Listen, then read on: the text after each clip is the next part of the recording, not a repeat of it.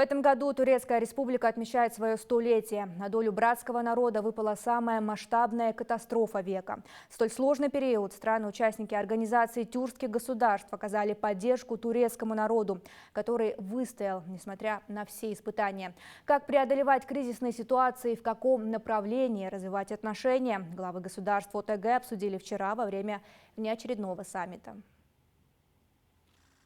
С одной стороны турецкие солдаты с древними флагами, с другой батыры, разделенные не традиционно красной, а символичной для тюркского мира голубой дорожкой. Так вчера встречали глав государств и представителей стран-участников ОТГ в президентской резиденции Кулие. Скрытый смысл в этом определенно есть. Сплетение истории тюркских стран и совместное будущее, к которому стремятся братские народы. Впрочем, на этой парадигме и была основана Организация тюркских государств, лидеры которых собрались в Анкаре поговорить о главном. Повестка внеочередного саммита – безотлагательная проработка механизмов взаимодействия тюркских государств в борьбе со стихийными бедствиями. Ведь именно это разрушительное землетрясение, которое прозвали катастрофой столетия, стало причиной съезда лидеров стран ОТГ в Анкару. Во время саммита прозвучало много предложений по повышению готовности поисково-спасательных служб и обмена опытом. А как противостоять природным катаклизмам и укрепить сотрудничество тюркского мира, предложил Касым-Жомарт Токаев. Біз табиғи апаттың алдын алу үшін күш жұмылдыруымыз керек. Түркиядағы зілзала қауіп-қатерге қашанда дайын болу қажеттігін көрсетті. Сондықтан ұйым аясында төтенше жағдайлар мекемелерінің бірлескен күшін жасақтауды ұсынамын. Оны Алматыдағы төтенше жағдайлар және алапат жер сілкіністерінің қауіп-қатерін азайту жөніндегі орталықтың негізінде ашуға болады.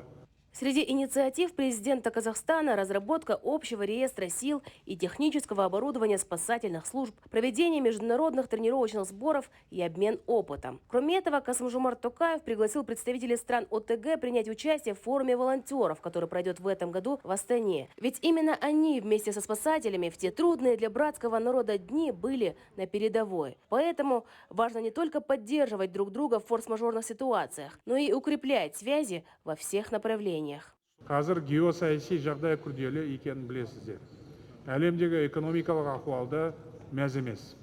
Осындай қиын кезеңде түркі әлемі өзара ынтымақтастығын нығайта түсті. Бұл өте дұрыс қадам. Біздің ұйым сол арқылы халықаралық деңгейде өзіндік орны бар екенін көрсетті.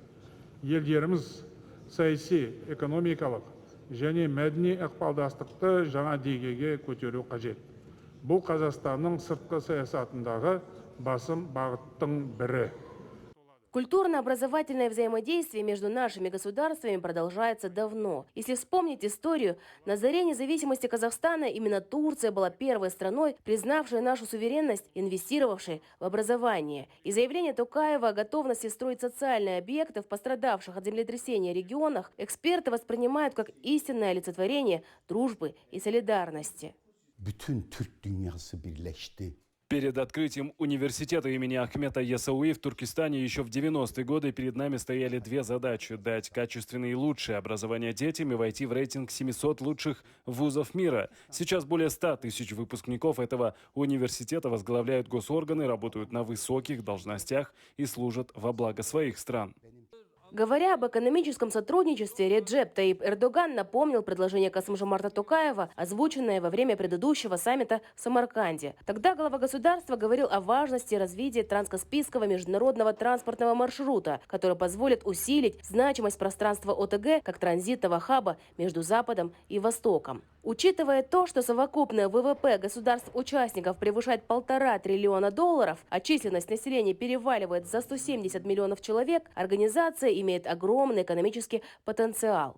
Covid-пандемisi sırasında genel anlamda Во время пандемии коронавируса, когда все страны ввели политику закрытых границ, тюркские государства не останавливали транзит и торговлю между собой. Но, несмотря на это, товарооборот между нашими странами по-прежнему составляет не больше 3-4%. Это очень мало, поэтому сотрудничество в сфере экономики должно быть приоритетным направлением ОТГ. Также мы должны развивать Туранский коридор.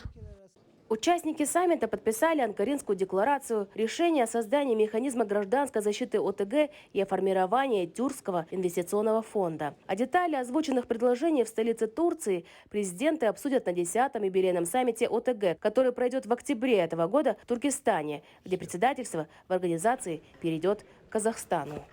Кунсия Курмет, Канат Ансибаев, Даурен Рахимов, Жбек Жолы, Анкара, Турция.